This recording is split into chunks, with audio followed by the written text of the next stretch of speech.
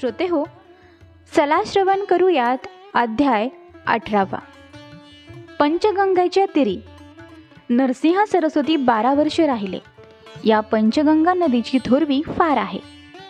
शिवा, भद्रा, भोगावती, कुंभी, सरस्वती या नद्या मिळून पंचगंगा नाव प्रख्यात झाले आहे.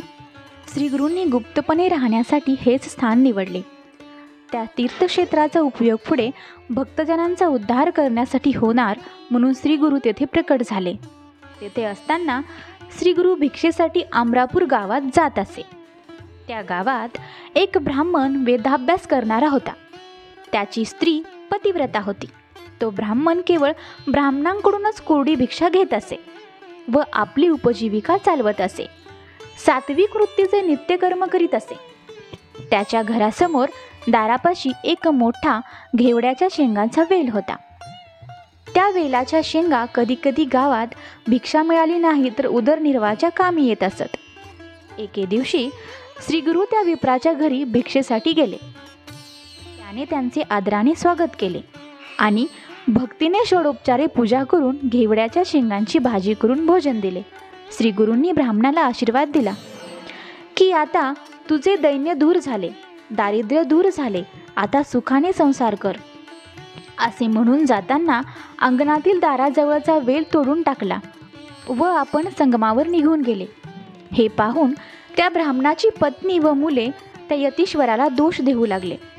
तो ब्राह्मणही संत्रस्त झाला. आपले दैव जसे असेल तसे होईल.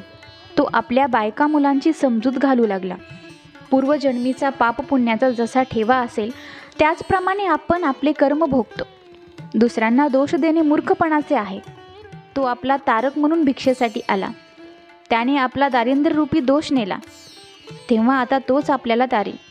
विप्राने तुटलेला वेल कृष्णेत टाकून दिला व त्या वेलाचे मूळ खोलवर गेले होते. ते काढण्यासाठी दाराजवळील जमीन खोदू लागला. वेलाचे मूळ काढताच त्याखाली त्याला एक कुंभ दिसला. तो बाहेर काढून घरात घेऊन आला. तो कुंभ उघडला असता त्याला त्या कुंभात खूप धन दिसले. ते पाहून त्या विप्राला व त्याच्या कुटुंबाला खूप आनंद झाला. यतीश्वर प्रसन्न झाले. त्यांनी आपला शब्द खरा केला. तेव्हा तो सामान्य योगी नव्हता, तर ईश्वराचाच अवतार होता याची त्यांना खात्री पटली. तेव्हा तो लगेच आपल्या कुटुंबासह त्यांच्या दर्शनासाठी संगमावर गेला. त्याने श्रीगुरूंची पूजा केली व घडलेला सर्व वृत्तांत सांगितला. तेव्हा श्रीगुरू त्याला म्हणाले, ही गोष्ट तू गुपित ठेव. माझे स्वरूप जर तुम्ही लोकात प्रकट केले तर ही सर्व संपत्ती नाहीशी होईल. असे सांगून श्रीगुरूंनी ब्राह्मणाला आशीर्वाद दिला.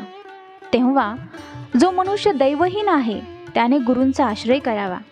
तोच त्याला पैलतीराला नेईल. श्रोते हो, चला श्रवण करूयात अध्याय 19. या अध्यायात औदंबर वृक्षाचे महत्त्व सांगितलेले आहे.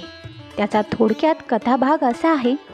श्री नरसिंहाने हिरण्यकशिपूचे पोट आपल्या नखांनी फाडून जेव्हा त्याला मारले तेव्हा हिरण्यकशिपूच्या पोटात असलेल्या विषाने नरसिंहाच्या नखांची आग होऊ लागली. त्यावेळी लक्ष्मीने औदंबराची फळे आणून दिली. नृसिंहाने आपली नखे त्या फळात रोवली. त्यावेळी नखांची आग थांबली. म्हणून नृसिंहाने औदुंबराला अनेक वर दिले. श्री गुरु हे उष्ण उग्र नृसिंह मंत्राचा जप करीत. त्यांची उष्णता बाधू नये यासाठी औदुंबर वृक्षाखाली बसत असत. कलयुगातील तोच कल्पतरू आहे. अमरेश्वराच्या सानिध्यात 64 योगिनी होत्या. त्या श्रीगुरूंची पूजा करण्यासाठी रोज दुपारी औदुंबर वृक्षाखाली बसत असत. तेथे येऊन श्रीगुरूंना नमस्कार करून त्यांची सुगंधित फुलांनी पूजा करण्यासाठी मंदिरात घेऊन जात असत. त्यांच्या सदनात भोजनाचा स्वीकार करून श्रीगुरू पुन्हा औदुंबर वृक्षाखाली येऊन बसत. श्रीगुरू भिक्षा मागत नसत.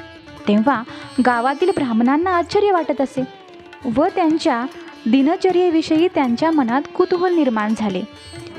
या यतीश्वराचा खरा डाव पाहण्यासाठी संगमावर गेले, पण दुपार झाली. तशी त्यांच्या मनात भीती निर्माण झाली आणि त्यांनी आपल्या घराकडे पळ काढला. एक नावाडी तेथील नदी तीरावर आपला कामधंदा सांभाळून होता. एक दिवस त्याला असे दिसले की योगिनी श्री गुरूंच्या पूजेसाठी आल्या आहेत. त्या श्री गुरूंना पाण्यात घेऊन जात आहेत.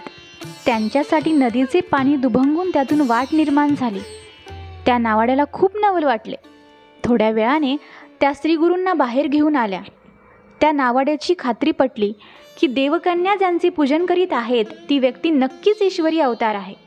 दुसऱ्या दिवशी योगिनी परत आलेल्या त्याने पाहिल्या. श्री गुरु जेव्हा योगिनीसह नदीच्या पात्रात जाताना दिसले तेव्हा तो नावाडी त्यांच्या नकळत त्या पात्रात गेला. त्या पात्रात रत्नखचित गोपुरे असलेले एक अप्रतिम नगर त्याला दिसले. श्री गुरु तेथे जाताच सारे नगरच आरती करण्यासाठी बाहेर आले. आतमध्ये एका महलात श्री गुरु एका रत्नजडित सिंहासनावर बसले असता श्री गुरु त्याला त्रैमूर्ती रूप दिसले. श्री गुरु पूजा घेऊन परत येत असताना त्यांना तो नावडी आपल्या मागोमाग येताना दिसला. त्यांनी त्याला विचारले, तू इथे का आलास? तेव्हा तो नावाडी म्हणाला, मी सहज आपल्या दर्शनाला आलो होतो. असे म्हणून त्याने श्री गुरुचे चरण धरले आणि म्हणाला, स्वामी, आपण गिरिजारमण आहात. संसार मायेत आम्ही गुरफटल्यामुळे आपला महिमा आम्हाला कळत नाही. तुम्ही माझा उद्धार करा. ज्या मनुष्याला आपले दर्शन होते त्याची मनोकामना पूर्ण होते. त्याचे ऐहिक व परलौकिक कल्याण आपल्या दर्शनाने व आशीर्वादाने होते. नावाड्याची विनम्रता पाहून श्री गुरु प्रसन्न झाले आणि त्याला म्हणाले, तुझी मनोकामना पूर्ण होईल. माझा तुला आशीर्वाद आहे. परंतु आता तू जे पाहिलेस ते कोणाला सांगू नको, नाहीतर तुझे नुकसान होईल. असे सांगून श्री गुरु औदुंबर वृक्षाखाली निघून गेले. नावाडी त्यांचा निरोप घेऊन जेथे तो नौका बांधून ठेवीत असे तेथे आला. त्या नौकेमध्ये त्याला द्रव्याचा ठेव मिळाला.